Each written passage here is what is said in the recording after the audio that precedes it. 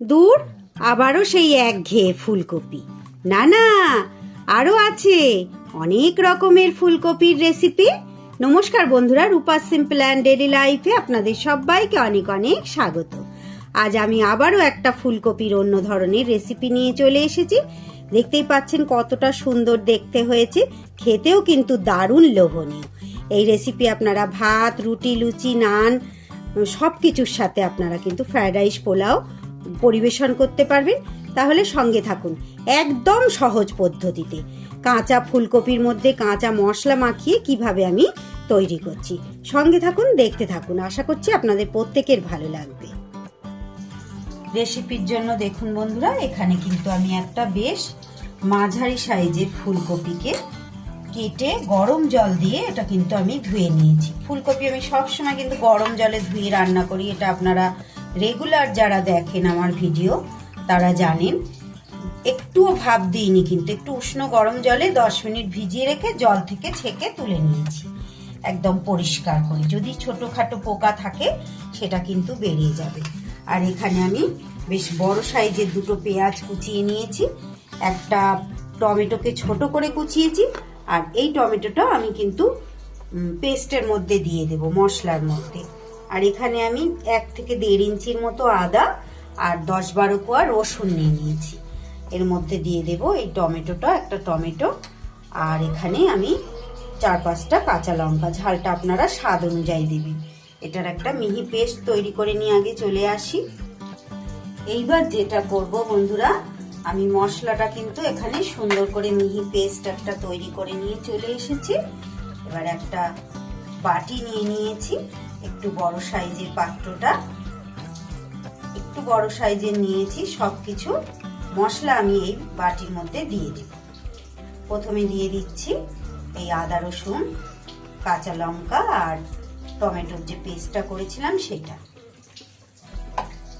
এরই মধ্যে দিয়ে দেব আমি কুচানো পেঁয়াজ। ভীষণ সহজ পদ্ধতির রান্না একটা, কিন্তু এতটাই লোভনীয় যে আমি বলে বোঝাতে পারবো না। এখানে আমি বেশ কিছুটা সর্ষের তেল দিয়ে দিলাম, তাও প্রায় 60 গ্রামের মতো, কারণ ফুলকপিতে তো একটু সর্ষের তেল বেশিই লাগে। তবে এইভাবে রান্না করলে কিন্তু সর্ষের তেল আপনাদের একটু কমই লাগবে। এখানে আমি 1 চা চামচ ধনের গুঁড়ো দিয়ে দিলাম, 1 চামচের একটু বেশি দিলাম। কালারের জন্য দিয়ে দিচ্ছি 1 চা চামচ কাশ্মীরি লঙ্কার গুঁড়ো, দিয়ে দিচ্ছি পরিমাণ মতো হলুদ গুঁড়ো, দিয়ে দিচ্ছি পরিমাণ মতো নুন। নুনটা কিন্তু একদমই আপনারা বুঝে শুনে দেবেন, কারণ ফুলকপিটা কিন্তু একদম কমে যাবে। আর এবার সব মশলাগুলো কিন্তু একসাথে আমি হাত দিয়ে মেখে নিচ্ছি, কারণ চামচ দিয়ে কিন্তু অত ভালো মাখা হবে না। তাই আমি কিন্তু সব মশলাগুলোকে সুন্দর করে হাত দিয়ে মেখে নিচ্ছি। যে কুচনো টমেটোটা আছে ওটা এখন দেব না, ওটা পরে প্রয়োজন মতো দেব। খুব সুন্দর করে সবকিছু মশলা মাখিয়ে এবার আমি ফুলকপিগুলোকে এর মধ্যে দিয়ে দেব। এত সহজ পদ্ধতির রেসিপি আমি একটা আপনাদের সামনে নিয়ে এসেছি। এই বাটিটা কিন্তু আমার একটু ছোটই হয়ে গেছে, একটু প্রবলেম হচ্ছে মাখাতে। ওপর নিচু করে আস্তে আস্তে আমি মাখিয়ে নেব খুব সুন্দর করে। কিন্তু যেহেতু ছোট জায়গা একটু আমার মাখাতে অসুবিধা হলো, আমি মাখিয়ে নিচ্ছি। একদম যেমন ভাবে চিকেনকে ম্যারিনেট করেন আপনারা, ঠিক সেইভাবে সবকিছু মশলা দিয়ে কিন্তু আমি এটাকে ম্যারিনেট করে নিলাম। এবার এটাকে আমি 10 মিনিট থেকে 15 মিনিটের জন্য ঢাকা চাপা দিয়ে রেখে দেব। ফিরে এলাম বন্ধুরা 10 মিনিট পর, দেখুন কি অবস্থায় আছে। এবার আমি গ্যাসে কড়াই বসিয়ে দিয়েছি। যেহেতু সব হাতে মাখা রান্না, আর কিন্তু আমি কড়াইতে কিচ্ছু দেব না,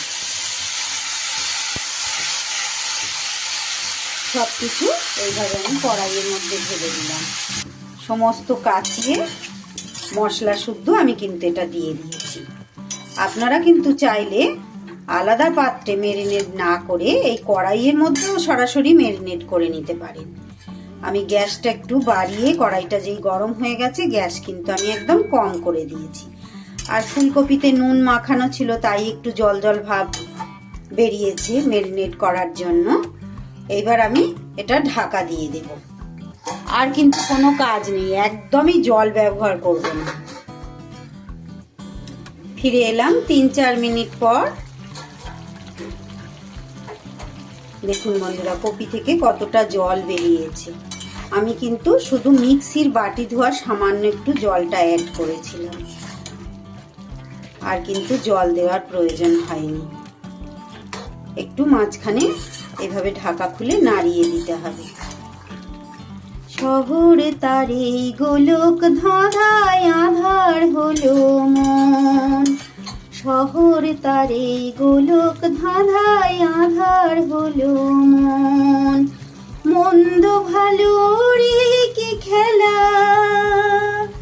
মন্দ ভালো রে কি খেলা চলছে তা সর্বক্ষণ আধার হলো মন।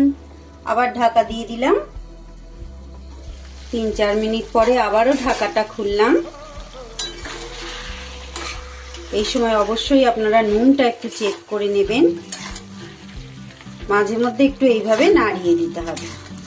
মশলাটাও কিন্তু সুন্দরভাবে কষা হয়ে যাবে ফুলকপির মধ্যে। ফুলকপি না ভেজে, না জল ব্যবহার করে, না আলাদা রকম করে মশলা কষিয়ে, কাঁচা মশলা মাখিয়ে অতি সহজ পদ্ধতিতে লোভনীয় স্বাদের ফুলকপির রেসিপি একটা কিভাবে তৈরি করছি বন্ধুরা দেখতেই পাচ্ছেন। যদি ভালো লাগে অবশ্যই কিন্তু ভিডিওর শেষে একটা লাইক, কমেন্ট, শেয়ার করে দেবেন। আজ নতুন বন্ধু যারা এসেছেন আমার চ্যানেলে, প্লিজ বন্ধুরা আমার চ্যানেলটা সাবস্ক্রাইব করে আমার পাশে থাকুন। এইবার দিয়ে দেব আমি কুচানো ছিল যে টমেটোটা, সেইটা দিয়ে দিলাম। আবারও চাপা দিয়ে দেব যতক্ষণ না পুরোপুরি সিদ্ধ হচ্ছে। আবারও ফিরে এলাম 3-4 মিনিট পর। দেখুন বন্ধুরা, এইবার কিন্তু আস্তে আস্তে সাইড দিয়ে আমার তেলটা ছেড়ে দিচ্ছে, আর কপিগুলোও কিন্তু আমার সিদ্ধ হয়ে গেছে।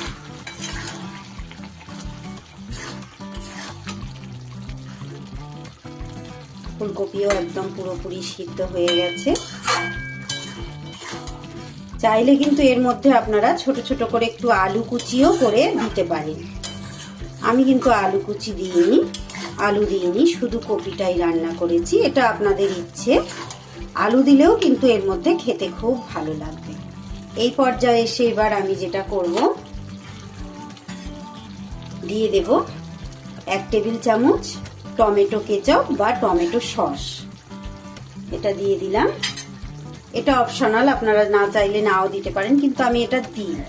এটা বেশ, যেহেতু সসের মধ্যে একটু চিনি থাকে তো মিষ্টি মিষ্টি ভাব লাগে, আমি কোনো চিনি ব্যবহার করব না।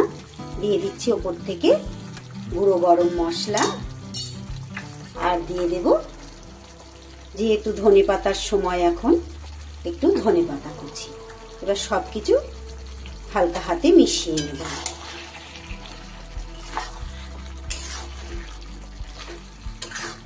সবকিছু খুব ভালোভাবে মিশিয়ে নিলে কিন্তু তৈরি হয়ে গেল আমার আজকের একদম অন্য স্বাদের ফুলকপি কষা, কোনো রকম ঝামেলা ছাড়াই। কেমন লাগলো বন্ধুরা? ভালো লাগলো না? একদম অন্য রকমের না? সত্যিই তাই, স্বাদেও কিন্তু আপনারা একদম অন্য স্বাদ পাবেন। এবার গরম গরম ভাতের সাথে বা রুটির সাথে পরিবেশন করে দিন। তাহলে কেমন লাগলো আমাকে কিন্তু জানাবেন, জানাতে কিন্তু ভুলবেন না। আর প্লিজ বন্ধুরা সবাই একটা করে কমেন্ট করলেও লাইক করতে ভুলে যান, একটা করে লাইক করে দেবেন। এতটা সময় আমার সঙ্গে থাকার জন্য অনেক অনেক ধন্যবাদ আপনাদের। তাহলে আজ আসি, গ্যাস আমি বন্ধ করে দিলাম। সবাই খুব ভালো থাকবেন, সুস্থ থাকবেন। আবার ফিরে আসছি আগামী দিন অন্য কোনো এমনই সুন্দর রেসিপির সাথে। ততক্ষণ আপনারা সবাই খুব ভালো থাকুন, সুস্থ থাকুন।